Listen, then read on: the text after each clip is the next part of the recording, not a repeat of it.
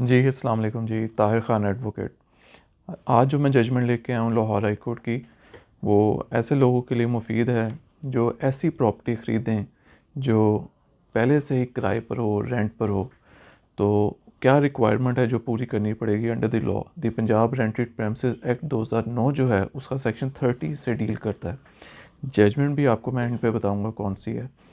इसकी 2 रिक्वायरमेंट्स हैं कि क्या वो करेगा नया मालिक जो है, न्यू लैंडलॉर्ड तो नहीं उसे कहा जा सकता, न्यू ऑनर कहा जा सकता है। लैंडलॉर्ड तो वो है जिसके साथ एग्रीमेंट पहले से हुआ हुआ है। प्रीवियस लैंडलॉर्ड जो है वो उससे के साथ उसका एग्रीमेंट है, जो आपने लैंड अगर या कोई प्रॉपर्टी परचेज़ की है।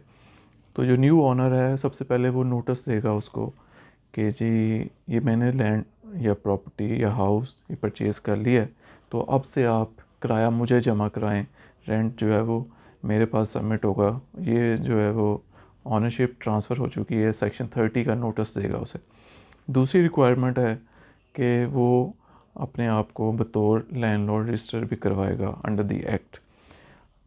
ये जो जजमेंट है इसमें ये हुआ कि उसने किराए की जो अदायगी के लिए रिक्वायरमेंट की, उनसे डिमांड की, केस किया, लेकिन वो केस टर्न डाउन हो गया इस ग्राउंड के ऊपर कि उसने दोनों रिक्वायरमेंट पूरी नहीं की।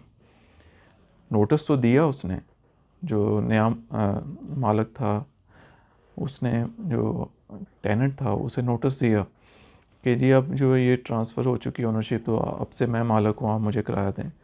लेकिन उसने अपने आप को रजिस्टर नहीं करवाया एज अ लैंडलॉर्ड। तो इस ग्राउंड के ऊपर उसकी पिटीशन खारिज हो गई, डिसमिस हो गई। तो अपील उसने की, अपील भी डिसमिस हो गई। तो हाई कोर्ट में जब रिट पिटीशन फाइल हुई तो वहाँ से वो पिटीशन अलाउ हुई। उन्होंने कहा कि उसने नोटिस तो उसे दिया है और उसके बाद जो है रिस्पोंडेंट ने अपने जवाब में और जो बाकी जो है एविडेंस वगैरह में ये एडमिट किया है कि उसके नॉलेज में आ गया था बिफोर फाइलिंग पिटीशन कि जी ये जो ऑनरशिप ट्रांसफ़र हो चुकी हुई है। तो ऐसे सूरत में वो उसकी पिटीशन अलाउ की और रिमांड कर दिया गया एपलेट कोर्ट जो है उसे। और ये जजमेंट आप नोट कर लें, जो बेसिक जजमेंट है, जो ओल्ड जिसके ऊपर जो बेस करता है, न्यू जजमेंट्स भी बहुत आ चुकी हुई हैं, लेकिन जो बेसिक जजमेंट है वो PLD 2012 लाहौर 178। लेकिन इसमें एक चीज़ मैं आपको क्लियर कर दूं कि ये ऑनरशिप ट्रांसफ़र होने पे ये चीज़ है, जस्ट एग्रीमेंट टू सेल अगर रजिस्टर हुआ है या एग्रीमेंट टू सेल जो है वो बिटवीन पार्टीज़ कोई हुआ है, तो वो राइट क्रिएट नहीं करता।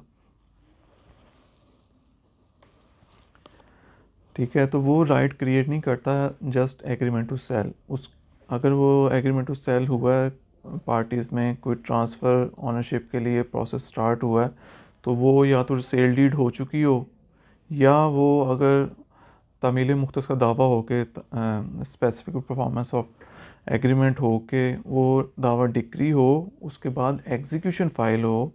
एग्जीक्यूशन फ़ाइल होने के बाद वो जो है संद सुल्तानी बने, कोर्ट से सेल डीड वो यहाँ से नुमाइंदा मुकर्रर करते हैं और जाके सब रजिस्ट्रार के पास वो सेल डीड रजिस्टर हो।